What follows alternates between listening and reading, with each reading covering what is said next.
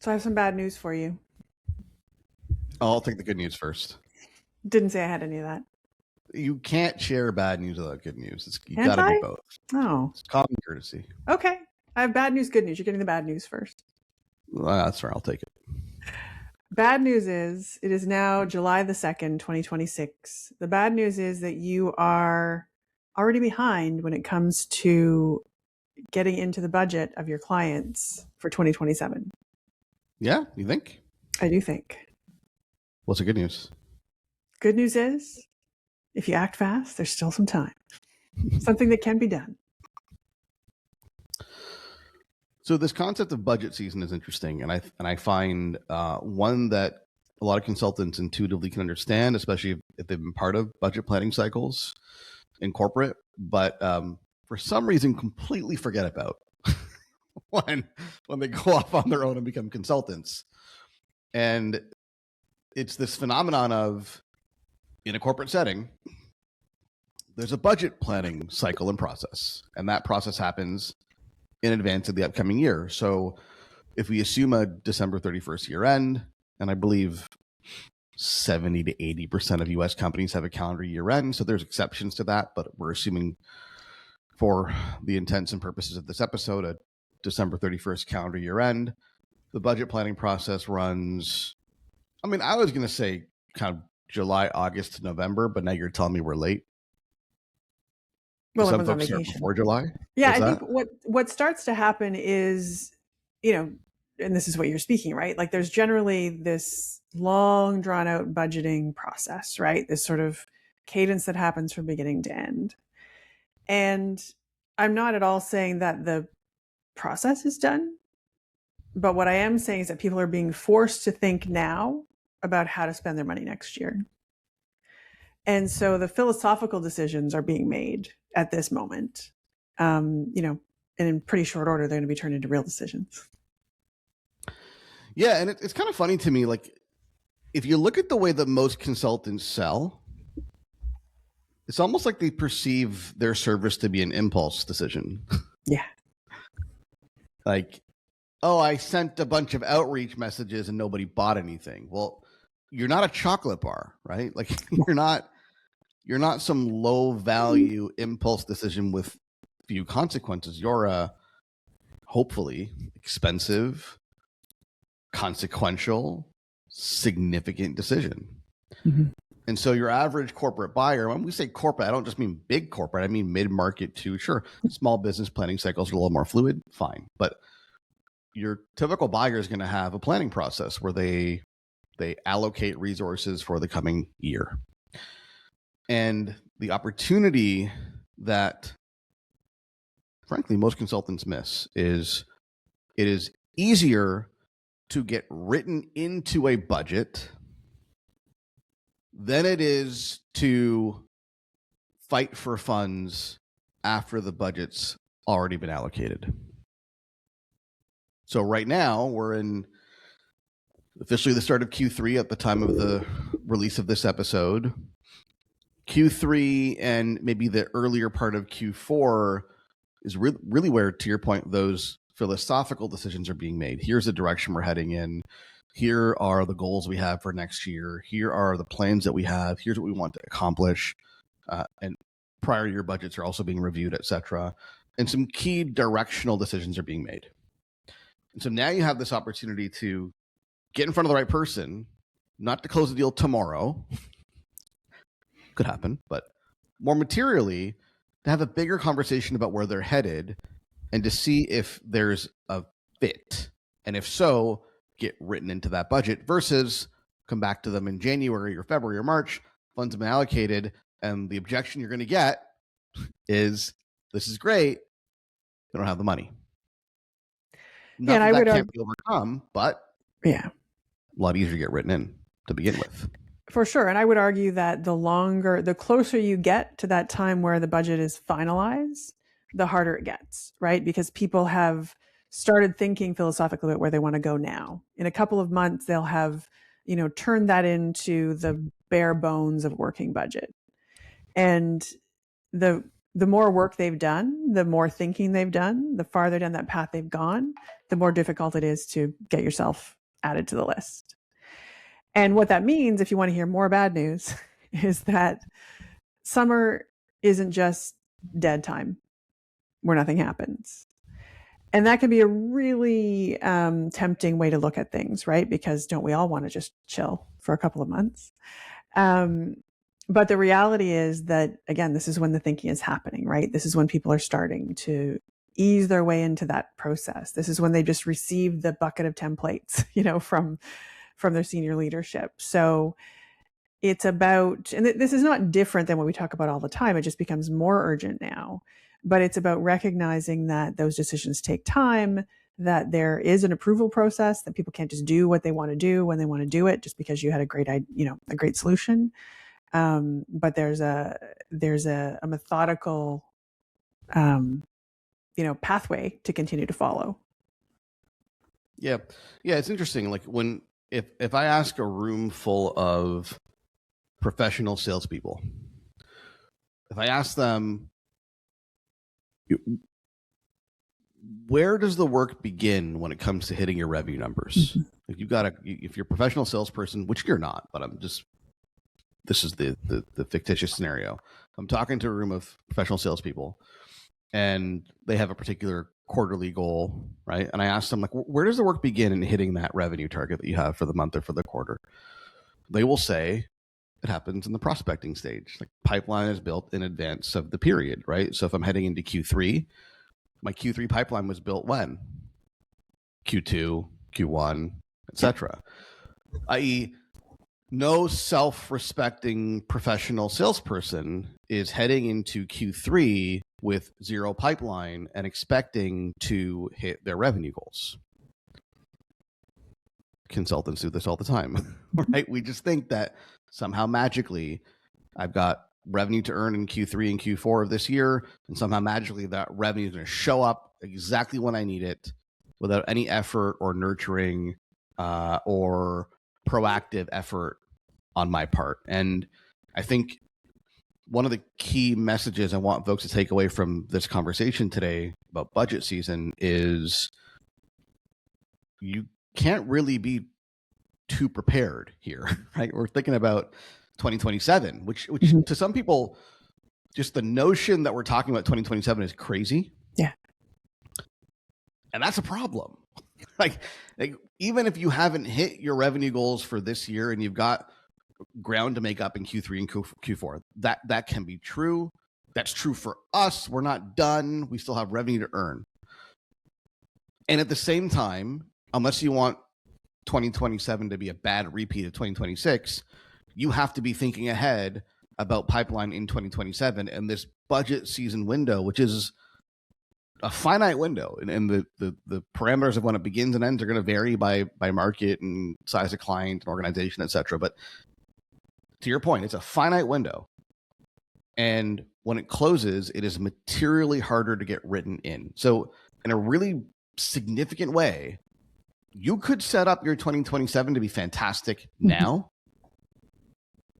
or you can wait and see what happens. Yeah. And, I think this also goes back to just the notion, if we go back to basics, of just maintaining a full pipeline, right? And not letting what you see as the ups and downs of the year guide the way that you work. Because the reality is, at the time that you think things are the slowest, which is now, the time when you think that, nobody's there to pay attention, the time that you think is not worth making the effort, the time that you think is too far away from next year's budget, that's actually the time that, if you keep that sort of slow and steady pace, that you will fill your pipeline and you will not be the person who's scrambling, in December when you look at January and see that there's nothing there. Yeah, it's interesting, right? There's this concept in investing called dollar cost averaging. And what dollar cost averaging means in an investing context is the idea is that we're not really very good at timing the market. We don't have the information required to time the market. So if you try to time the market and, buy low, sell high, you're going to make some bad decisions because even professional investors are really bad at timing the market. So the idea behind dollar cost averaging is you invest a certain amount of money every single month or every single period, and it's the same amount of money. And what happens naturally is when prices are low, your money buys more. And when prices are high, your money buys less. So the key is keep that number the same, and you will naturally benefit from when prices are down, you'll buy more. When prices are high, you'll buy less. Don't try to time the market, dollar cost average it. So we should call this dollar cost prospecting, right? That's a terrible, let's not ever call it that, right? Same idea, right? Like it always amuses me, tragically, when consultants complain about this revenue roller coaster or the volatility of consulting. Mm-hmm. And sure, there's volatility in every market, absolutely. But when you look at what they're actually doing to drive revenue, that's where the volatility begins, right? The volatility begins with their activity. You're either not doing anything in some periods, likely when you're busy, and then you're doing everything in other periods when you're not busy. And it's this yo-yo of tons of prospecting, no prospecting, tons of prospecting, no prospecting, that inherently creates volatility in the pipeline and in your revenue. So I think the question is, okay, Carrie, Ahmed, you throw me into a panic now. What do I do? So we talked about to your point, right? What did you call it? Prospect cost dollar cost prospecting. Dollar cost prospecting.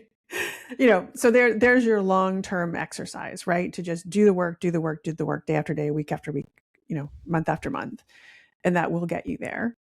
But imagine that you're behind right now. You feel behind right now. What's the answer? Well, I don't think you're behind on 2027. You might be behind on Q3 and Q4 of this year. I don't think you're behind on next year. I think that as people progress through Q3, more materially Q3 is a little bit late, but more materially Q3, and they're having those conversations, not just about budget, right? And I think this is an important point to highlight. They're having strategy conversations about next year. They're evaluating what's worked, what hasn't worked, what are our new goals. The world is changing, right? Every organization, without exception, is faced with an unprecedented level of volatility and uncertainty. And so they, like you, are having conversations about what do we do about this volatility? What do we do about this uncertainty? How do we make our organization more robust, achieve bigger goals, whatever it may be? They're having those conversations. And yeah, the budget is part of that conversation. And so the opportunity, therefore, is, number one, they're already in the headspace of thinking about what they want to do moving forward next year. They're already engaging in that conversation intellectually. That is prime soil, if you will, for you to cultivate and to plant some seeds around your perspective, your offer, your point of view, your way of doing things, so on and so forth. Versus next year, when they're heads down executing on a particular strategy, and you come along and share something kind of provocative and disruptive, and it might be interesting, but we're already on a path. We're already going somewhere. Now is the time to engage them in disruptive thinking when they're more amenable to taking different paths and they're actually actively making those decisions versus when they're already committed to a path. And then again, secondly, the budgetary consideration. I always find it comical when people say they get budget objections. Well, it's the money.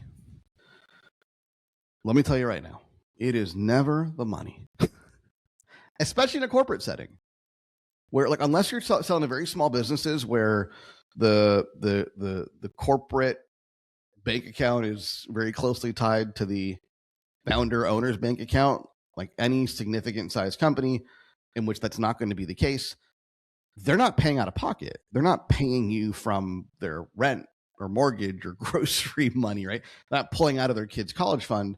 They're pulling from the corporate budget. So it's not their money. Therefore, it's not the money. Yeah, there are consequences to how they spend the money. Is there accountability? Do they need a good story to tell? Is there certain positioning that has to, absolutely all those things are true, but it's not their money, right? Therefore, for a decision maker, money can be found. Money is about simply recategorizing expenses. Money is about pulling, at least during the year, it's about pulling from one category to another. And at this time of year, it's about writing it in. It's about saying, okay, well, here's what we need to spend to achieve these goals. Let's write that in, where there's far less resistance than, again, during the year when I got to pull from another category to pay you. Yeah, we've talked about bad news, good news. I think, what to me really feels good in the good news here is this is about the control that you can have, right? This is about how you can start to steer the ship. It's not this feeling of, I'm just going to wait to see what happens, right? There's going to be a budget set, and then I'm going to see if someone decides to spend some of it on me. What we're talking about is contributing to that, like being a contributor to that process at the beginning versus just waiting for the fallout of it at the end. And that is that's a feeling of much more agency. That's a feeling of control. That's a feeling of, okay, I have some ability to, to help influence where this is going. And, if that's not something you're looking for, if that's not something that feels good to you, then that's a conversation you need to have with yourself. Yeah. And it's also like the best time to have a conversation with a prospect is when you don't need the business. Yeah. Right. Now, you might need it today. That's fine. But if we're talking about 2027 and there's no real expectation, and it does happen, don't get me wrong, but if there's no expectation that the deal is closing now or soon, but we're talking about next year, we can have a much more relaxed, leisurely conversation where you're not feeling the pressure to close something. They're not feeling the pressure to close. And we can both be fairly forward thinking and strategic, which is where you do your best work, not only as a consultant, but in the sales process. You do your best work when you can establish a thought partnership with the client or the prospect and be truly strategic without clouding the conversation with your own need. Yeah. And imagine that from the perspective of the buyer as well, right? Like, what a service are you doing for them when they are looking into next year and they're thinking, oh, okay, there's this problem I know I have to solve, right? And I'm still not quite sure how I'm going to do it. But I know it's going to be on the list. I know someone's going to ask me, right? Around October, November, someone's going to say, okay, here's your priority. What's the path? And I don't know what the path is. If you can talk to that prospect now and help them come up with that solution, it's not just about getting yourself built into the budget. It's about giving them the support they need, the direction they need to have a path to go down, right? That, yes, includes you in the end, but you're truly helping them solve the problem they have today.